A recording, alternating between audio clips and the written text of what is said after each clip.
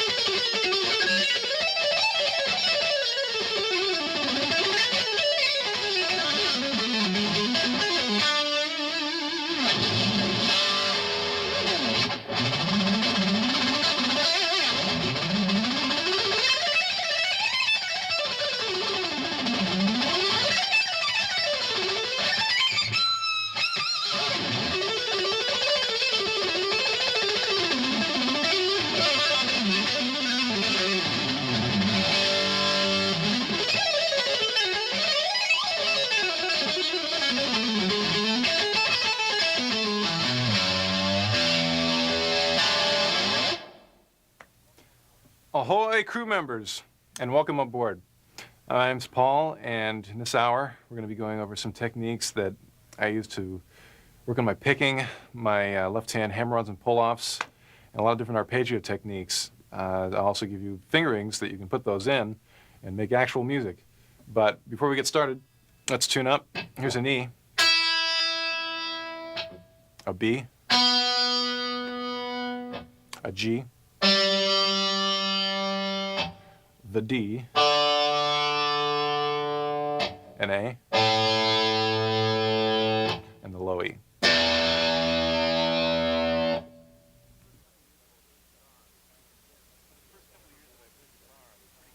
For the first couple of years that I played guitar, I was pretty convinced that I'd never be able to pick fast.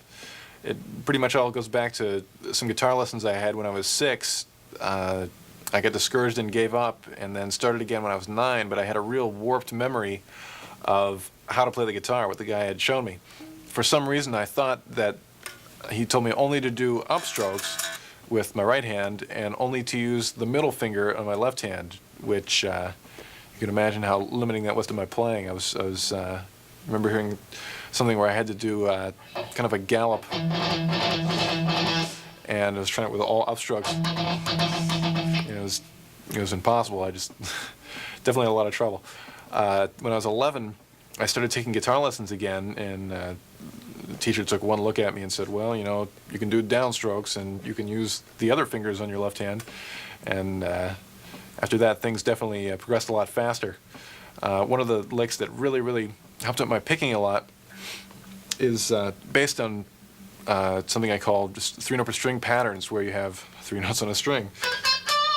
In this case, for this exercise, we're using B, C, and D on the 12th fret of the B string. You start with a downstroke, and then to alternate pick, you just do something different than you did the last time. So it'd be down on the B, an up on the C, and a down on the D. The hardest thing about alternate picking is when you have to go to the next string. You have to jump, and you know, there's tons of noises that can happen if you're not careful. A real good exercise for this is basically doing just that, jumping over the string. The note I hit is E with my first finger on the 12th fret of the high E string. So the exercise has got only 4 notes in it, and then I go back down and I descend. So the whole thing sounds like that. Sounds pretty simple like that when you speed it up. It's a great lick.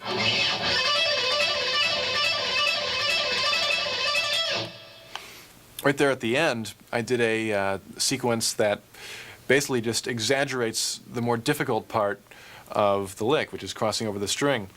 I go from the E to the D note, which is on 2 different strings, and it would be an upstroke on the E and a down on the D.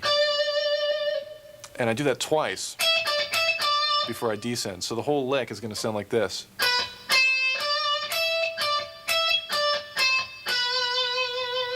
One more time. If you have trouble with this, really concentrate on getting the upstrokes on the E note. That's a lot of times if I have trouble with a lick, I can kind of pinpoint the problem, and I found that usually is the problem in that one is doing the ups on the E note. You can even exaggerate the motion at first. You won't be able to play it as quickly, but it'll help you play it clean, or help the idea in your mind. So let's hear that one up to speed.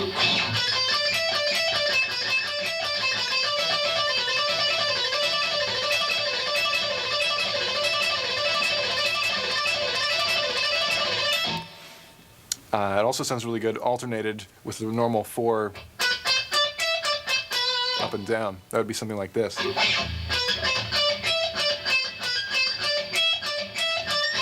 the first time I just go straight and then alternate between the 2.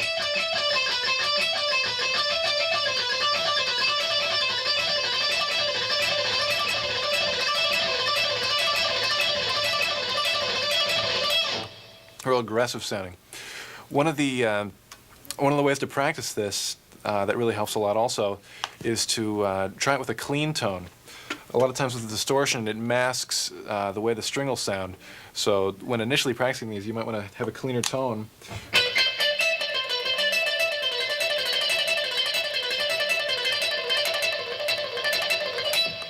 You may have to pick a little bit harder than you would with distortion, but it gives you a lot of control, and it's a lot easier to lighten up on the pick and than it is to get harder. So playing with a clean tone really helps that.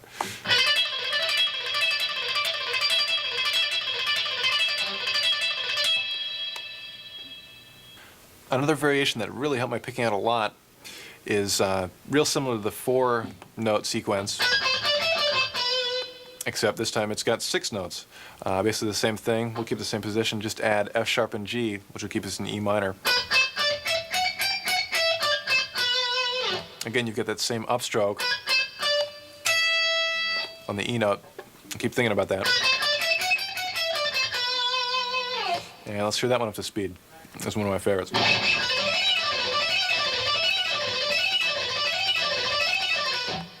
This sounds real good in combination with 4. If you do 4 notes up and down and then 6 notes up and down, that's going to sound like this.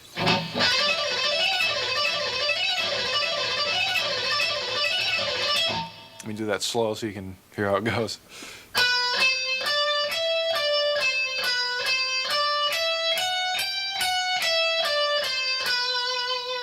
One more time.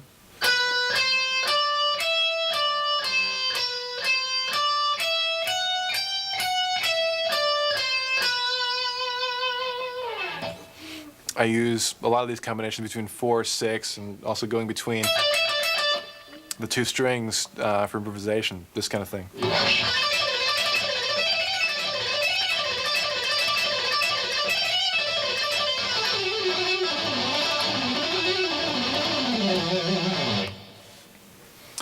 Loads of fun. The next sequence is probably the first lick that I could really play fast with picking. The lick is very similar to the 6's lick, except I don't descend, I only ascend. It'll be a little lower in the neck. I'll start on the low E string on the 7th fret, the B note. This is still in the key of E minor. There are a lot of shapes in this that are real good for the left hand also. The first one would be a half step and a whole step. It would be B, C, and D. and then E, F sharp, and G. Basically the same thing we're doing, but 2 octaves lower. And I'm only ascending, only going up. The pattern continues on the A string, and you can see the last 3 notes I played were on the A string. So I just shift up to the next position, staying diatonic with that scale, which would give me the notes F sharp, G, and A. The shape, the left-hand shape, would be a half step and a whole step. So basically what I'm doing is going up 6 notes, and then shifting to the next pattern. From there, I do another pattern of 6 based on that position shift. So the pattern of 6 will be F sharp, G, A, and then B, C, D. On the D string, 10th position, you have the same shape of a half step and a whole step. And you're staying in the key of E minor. So that's going to sound like this. All alternate picking. So the upstrokes that you really want to watch are the E note, right here, and then the B note. There certainly are other upstrokes, but those are the ones that will be the hardest because that's where you have to cross over the next string. From there, just keep doing the pattern where we ended on the D string, so go up to the next position on the D string, should be 2 whole steps, C, D, and E, and then to the G string to do our 6th pattern, which would give us the notes F sharp, G, and A. This is a shape that a lot of people find uncomfortable initially, but it's real useful to learn it because it's diatonic to E minor if you start on C. So far we have this.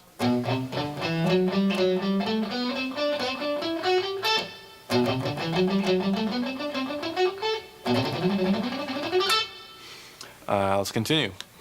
After we get to the A note, go up to the 12th fret on the G string and do 2 whole steps, be G, A, and B. Then on the B string, to continue our pattern of 6, we'd have C, D, and E. From there, let's continue, go to the D note on the 15th fret of the B string with your first finger and do a pattern. The shape is again 2 whole steps. The notes would be D, E, F sharp, G, A, B. So basically what we have here is just a bunch of ascending 6s, patterns of 6 notes. 1, 2, 3, 4, 5, 6, 1, 2, 3, 4, 5, 6, 1, 2, 3, 4, 5, 6, etc.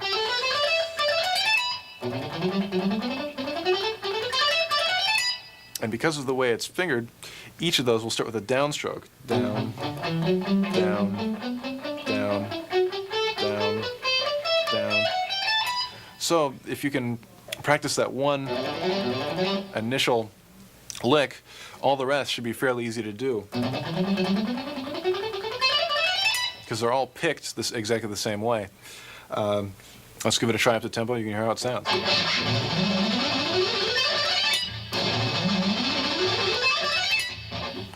Real hip. This sequence is pretty much the next step in picking. It involves a major scale, a C major, harmonized all 3 notes per string. So it's pretty much straight C major, but it's got all 3 notes on each string. The pattern that I use within it, the initial one, I took that 4 sequence again. We'll get real comfortable with this one after a while. Taking that same kind of pattern, 4 notes up and down, 1, 2, 3, 4, and back down. Then I went up 6 notes, 1, 2, 3, 4, 5, 6, and that's pretty much the sequence. 1, 2, 3, 4, back down, 1, 2, 3, 4, 5, 6. I do that based on each set of 2 strings. Right there I did it on the E and the A. Next I'll do it on the A and the D, keeping the shape of the scale so I stay in the key of C, or A minor if you're a die-hard rock player. Next I'll do the D and G strings. Same kind of sequence each time, but just changing the left-hand shape slightly to stay in the key. Then the G and B strings. That's a little more difficult for the left hand. There's a couple different ways you can do it.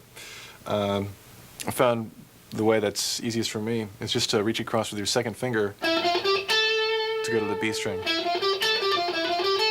And then shift up to your first finger on that same A note when you ascend in the 6-note pattern. Sounds complicated, but when you try it yourself, it'll be great. And then the last 2 strings, the B and E strings. So the whole thing together, up to tempo. Let's give it a try.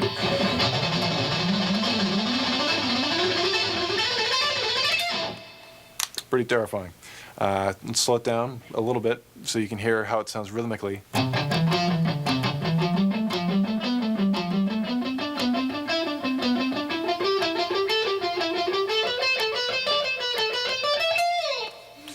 One more time up to tempo.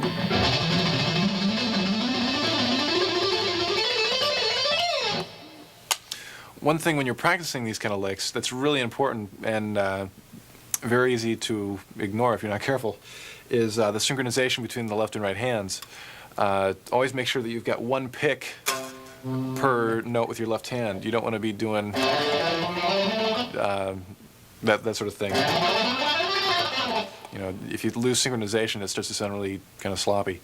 Once you get a real synchronized feel happening, you know, you'll have you'll still it won't hurt your unsynchronized playing. You'll have no trouble sounding like this if you want to. So don't worry about losing that, and you'll have gained something much cooler, I have a feeling, by playing with synchronization.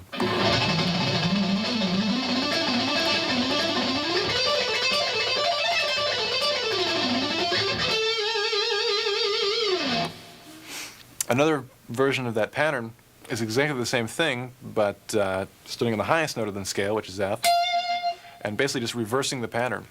Originally it was 4 up and down, and then 6 up. So what I'm doing is starting on the highest note and going 4 down and up, and then 6 down. Let me play that real slow.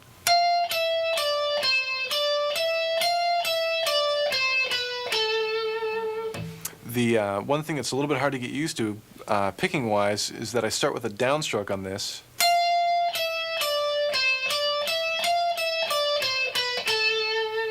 Which is going to feel a lot different than the ascending version. Let's do the whole scale that way.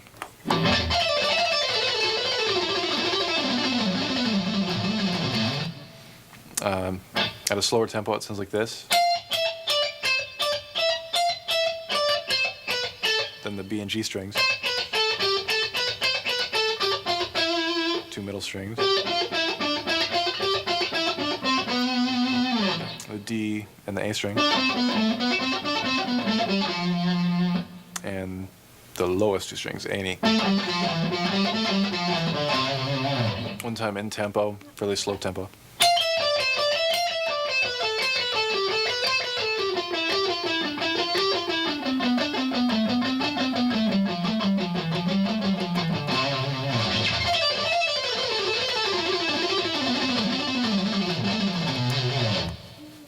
One thing you can use to get between licks that ascend and descend is a pattern I came up with.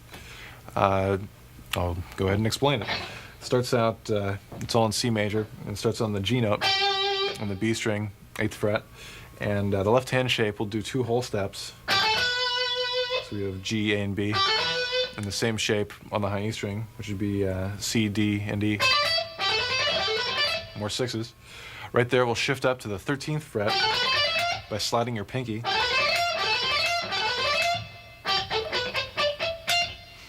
And right there, I'll descend in a 6 in the same key. Our shape's going to have to change slightly. We'll have a whole step and a half step instead of 2 whole steps. The notes would be F, E, and D on the high E string, and C, B, and A on the B string.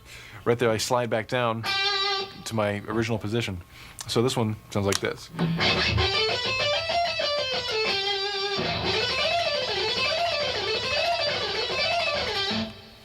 That's a tool I use for getting between ascending and descending scales. Let's say I've got that lick that we just learned in C.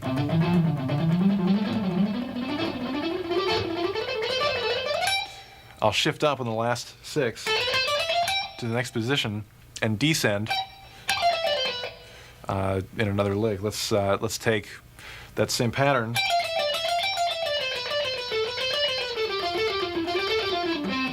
but in a slightly different shape, which I will show you later. So let's give it a try. Up to tempo so you can hear how it sounds.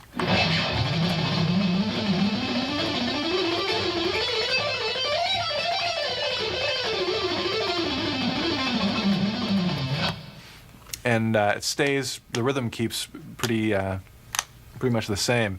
You don't have to worry about kind of floating around rhythmically. It's real good, you know, this kind of thing.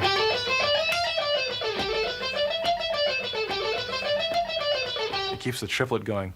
Another real good exercise is doing that same kind of thing, but on larger amounts of strings. You could take 4 strings in a scale. I'm keeping the top 2 notes, or 2 strings, the same. The ones in the middle strings, the notes would be A, B, and C, and D, E, and F. The shape's a whole step and a half step. And the one we just did with 2 whole steps, starting on G.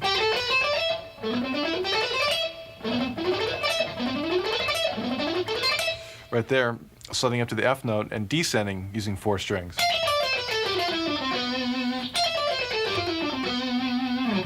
You already know the notes on the E string and the B string. Let's go to the G and D. The notes would be G, F, E, and D, C, B. And then slide back down to your original position. So let's go through this a couple times. You can hear how it sounds, and we'll do it slow.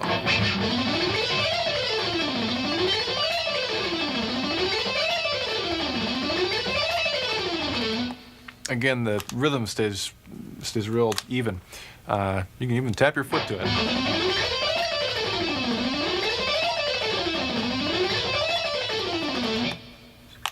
The thing to watch out for when practicing this, as far as the ups and downs go, when you shift, it's going to be a downstroke. In fact, you may just want to practice that much. And then do the same kind of thing when you descend. Just take those 2 sections, which both end with downstrokes, and also start with upstrokes. And then, after you get those 2 comfortable, put them together.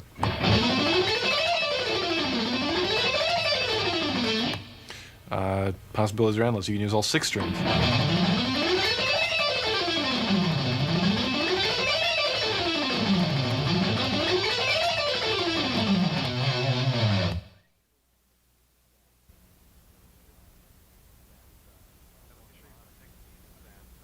I'd like to show you some techniques that a little more modern. I refer to them as guitar tricks because they use some pretty unorthodox hand moves. Let's get started with the first one. So pick up your guitar.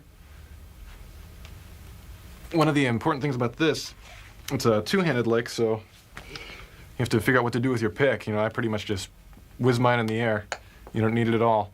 First of all, it's a pretty wide stretch. Take your left hand, stick your first finger on the A note, 5th fret on the high E string. Take your pinky and put it on the D note, 10th fret of the high string.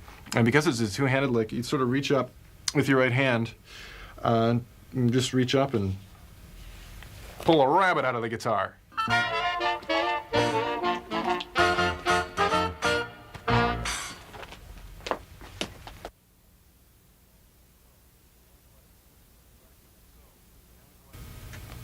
So now we have a lot of sequences to practice that have a 3-note per string idea. Let's put those into some 3-note per string scales so we can play them in actual music. I've started off with some major scales. Basically, I've got C major starting on each step of the scale. The lowest one I can fit in the neck starts on F, sounds like this. Next one starts on G. Next one starts on A. On B.